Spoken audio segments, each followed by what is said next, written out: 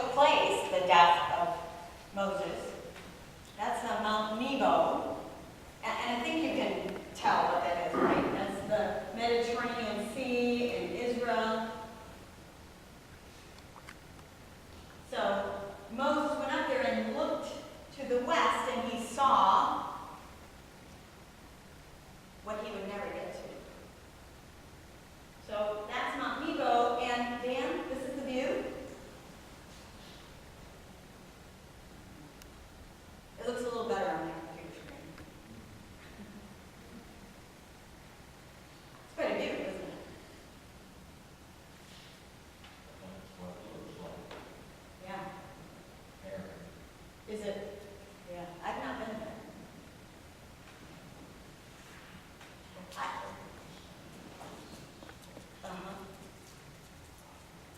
Discovery of the Dead Sea Scrolls, right there. All right. So I wonder how Moses felt when he stood there and looked over that land.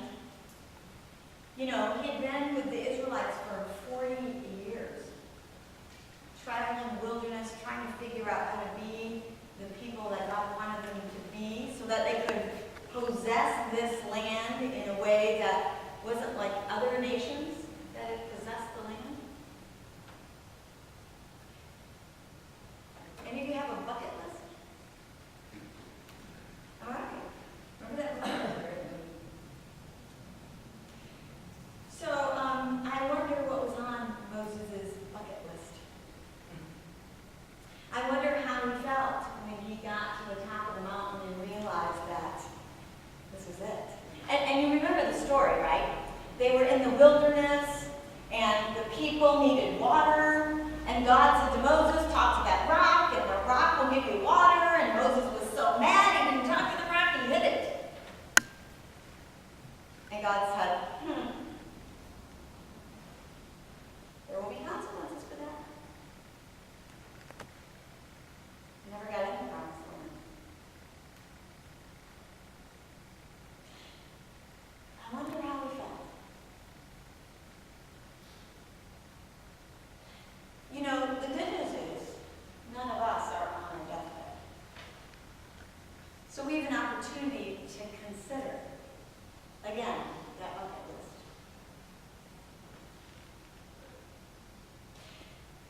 I chose to read the two Old Testament passages because the Leviticus passage is a little snippet of that whole book.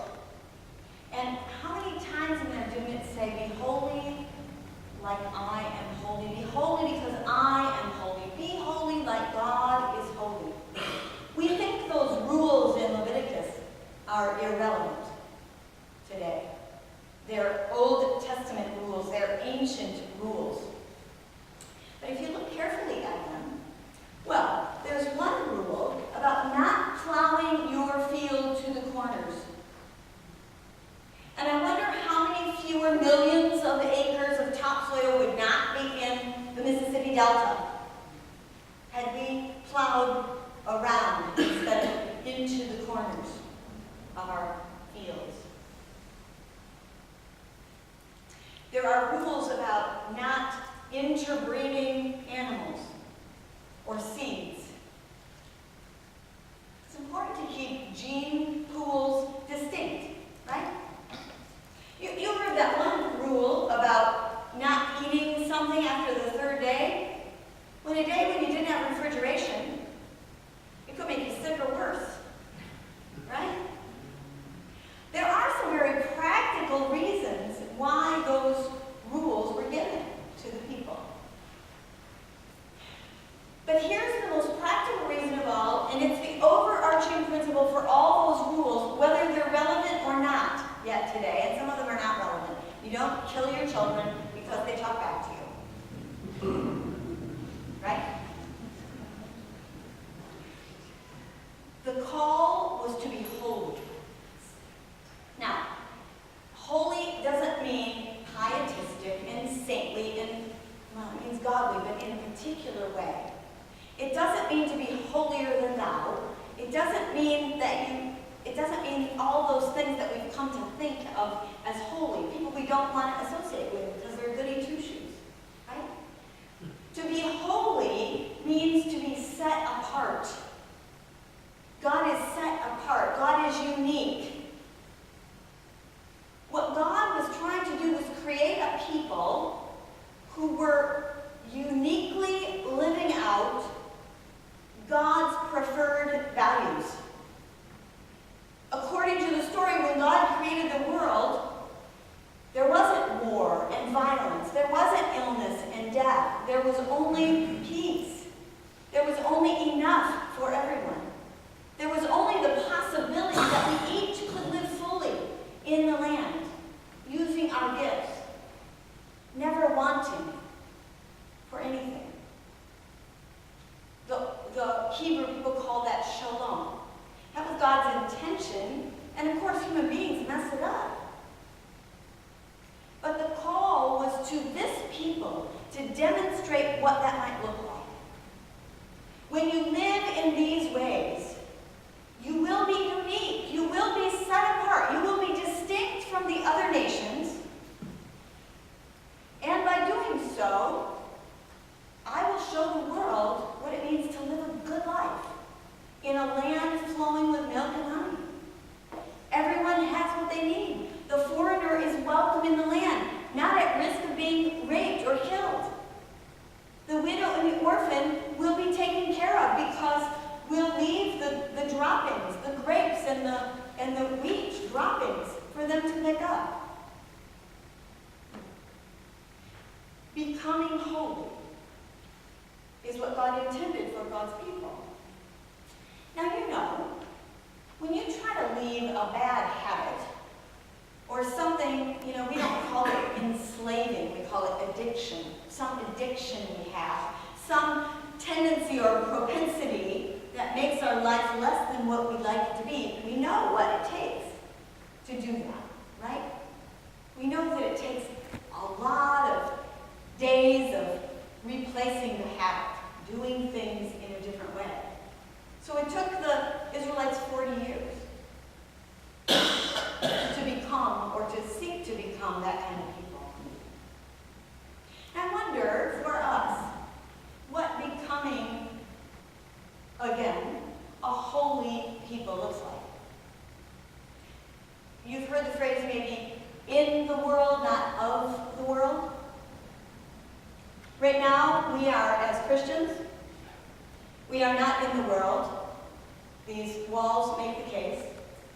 We are not in the world, and we are of the world. Nobody looking at us out in the world from day to day thinks or sees anything different from who they are, mostly. What's it going to take for us to really stand apart? To really go out into the world, to be in the world, but to look distinct, to look unique, to represent God's values in the world. I have 6 suggestions. Several of them come from the story of Moses' death.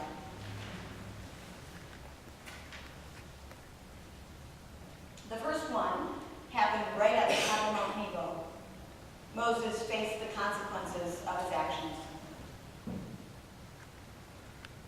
Our world is looking for people who are willing to take responsibility for their actions. People who recognize their failures and their inadequacies, who will ask forgiveness and repent, who will say, I'm sorry, and who will seek to make things right. I've heard way too often, well, I didn't do it, I shouldn't apologize for it, about the native peoples on our land. I have one example from my own life. I put a lot of pressure on my kids to do and be a certain way. The problem is this world doesn't support those expectations any longer. I have a daughter who's smart as a whip, and she's a server. And not that there's anything wrong with being a server. She's not using her skills and strengths.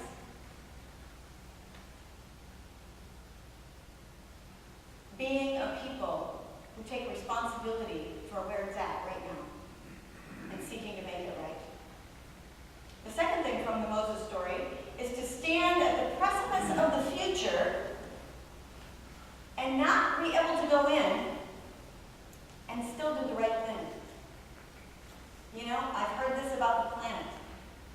Well, I don't need to recycle. I'm not going to be here when it all blows up anyway. I don't need to worry about, GMOs. I'm at the end of my life. I don't need to worry about pollution, how far I drive my car, or how many miles I go in an airplane. I won't be around. 100 years from now, it's not going to matter to me. I think the world is looking for a people who will look into the future, imagine a future better than today, and take responsibility for it today. And live in such a way that ultimately that's a possibility. The third thing, also from the Moses story, as aging folks, most of us here are in that category. I mean, we're all aging, but yeah. That attitude of self-sacrifice. So I went through my art magazine. Yes, I get the art magazine. I think the title of it should be AARP. What does it stand for? AARP. Association of, wait, I'm missing an A. American Association of Retired People. It should be American Association of Rich Retired People. Because, seriously, any of those ads in there, somebody who's not rich can't afford them. So, and they're funny categories, right? Here's one. A bed loved by sore, achy backs. I don't remember what bed it was. Do your belly pain and constipation feel tight like a vice? Right? Who can do anything about that except for people with money? Save with hot deals, Bob's Red Oats. Affordable life insurance. Do not disturb weekend in progress. I have a redo for these coming up. As aging folks, to demonstrate self-sacrifice, that it's not all about us. In particular in the church, our generation has seen the church pretty much stay the same since, what, the 50s? We've been fat and happy for these many years. And now all of a sudden, the younger generation is coming and saying, that doesn't relate to me. I'm just not feeling it. And we say, well, get like us. You'll feel it. We feel it. It's time we took responsibility for not having changed all those years, for not having kept up with what was going on in the world. You can't even get Wi-Fi in the sanctuary. Right? We need to figure out how to be self-sacrificing. We gotta quit, and I put myself in this category, we gotta quit saying, it's my church and it must serve me, or I won't support it any longer. I'll take my marbles and go home. That's what kindergartners do. We need to take responsibility to be Christ-like, to live that holy, set-apart life. And when the world sees it, they will come flocking. They want out of the rat race. They want off the treadmill. They want to see a different value than what they're forced to live with, supposedly, in the culture. William Sloane Coffin was pastor at Riverside Church in New York City. He said, most church folks don't like to be rocked. They prefer to lie at anchor rather than upend the status quo. And if that, to some sounds overly bold. Isn't it true that God is always beckoning us toward horizons we aren't sure we want to reach? Become self-sacrificing. Number 4, downward mobility. Sounds heretical, doesn't it? The culture believes in upward mobility. Upward mobility is the sign of success. But to be holy or to be set apart is to seek to lessen our status, to lessen ourselves, to lessen our wealth, to lessen our opportunity and our privilege and our class. You've heard it said, the one with most toys wins. Well, I say the one who can get rid of their toys wins. Stuff, toys, things don't have anything to do with success. What if it's true that in God's reign, no one should have more than enough until everyone has enough? Number 5, the abundance mentality. This piggybacks right on the prior one. There is enough for everyone. If we would redefine need.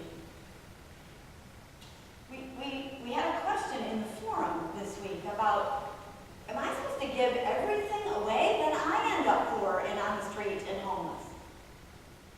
I don't think that's what God calls us to do.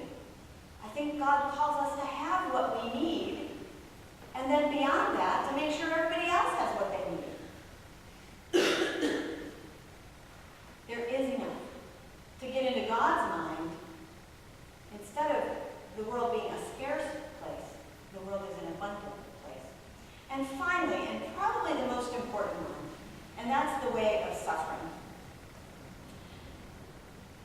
We do everything in our power to get out of pain. Any kind of pain you can name. Any kind of death you can talk about. We do our level best to avoid it, to get out of it, to go around it, to deny it.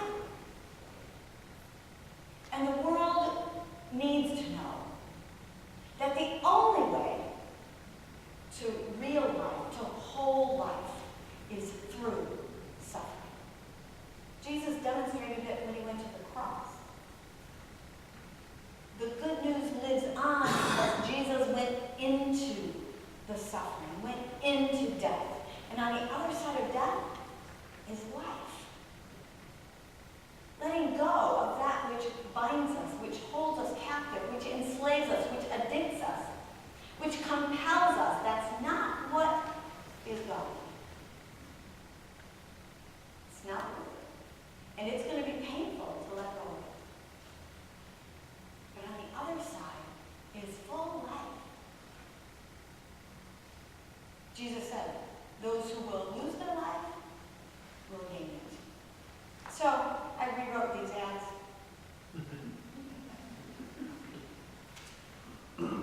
Bed loved by sore, aching backs who haven't slept in a bed for months. Do your belly pain and constipation feel tight like a vice because you travel to work among the poor in Haiti? Saved with hot deals. Bob's Red Oats, made at Susanna's breakfast stop. Come and join us for free.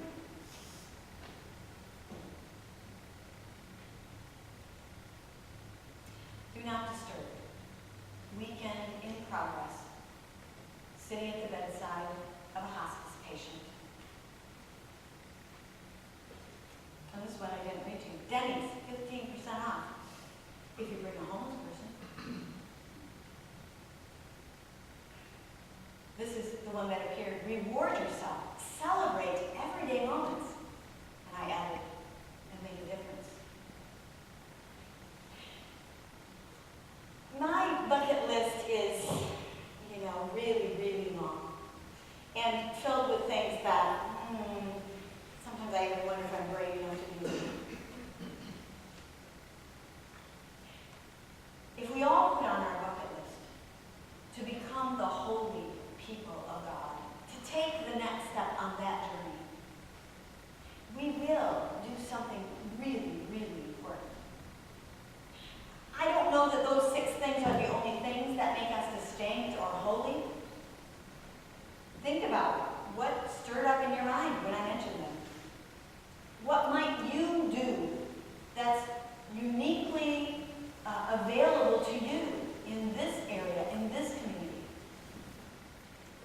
demonstrate your distinctiveness.